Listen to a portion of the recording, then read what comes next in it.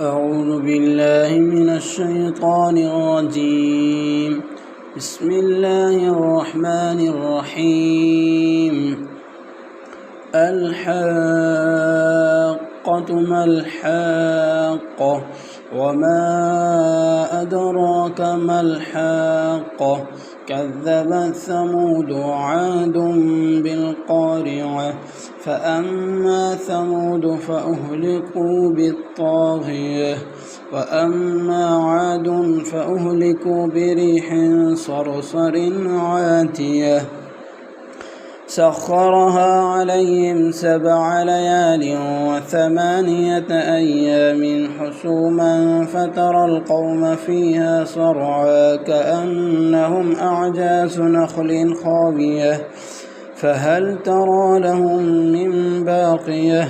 وجاء فرعون ومن قبله والمؤتفكات بالخاطية فعصوا رسول ربهم فأخذهم أخذة رابية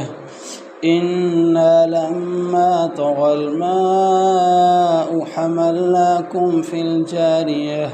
لنجعلها لكم تذكرة وتعيها أذن واعية فإذا نفخ في الصور نفخة واحدة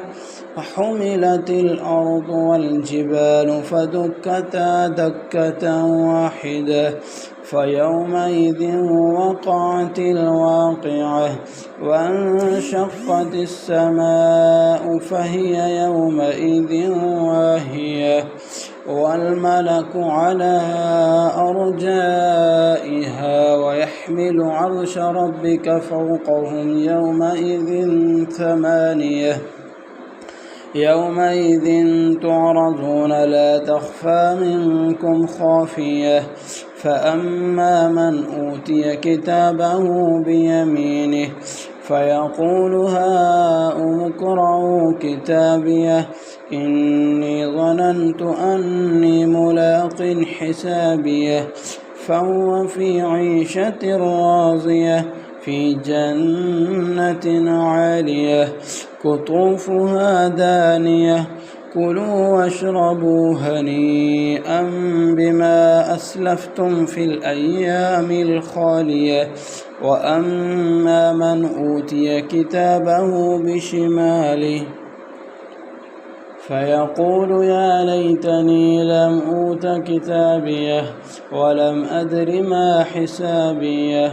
يا ليتها كانت القاضية ما أغنى عني ماليه هلك عني سلطانيه خذوه فغلوه ثم الجحيم صلوا ثم في سلسلة ذرعها 70 ذراعا فاسلكوه إنه كان لا يؤمن بالله العظيم ولا يحض على طعام المسكين فليس له اليوم هاهنا حميم ولا طعام إلا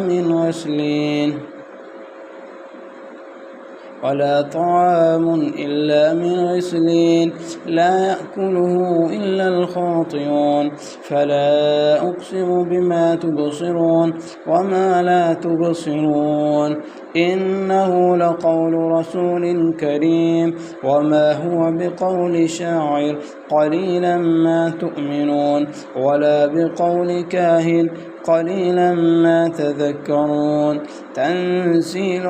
من رب العالمين ولو تقول علينا بعض الأقاويل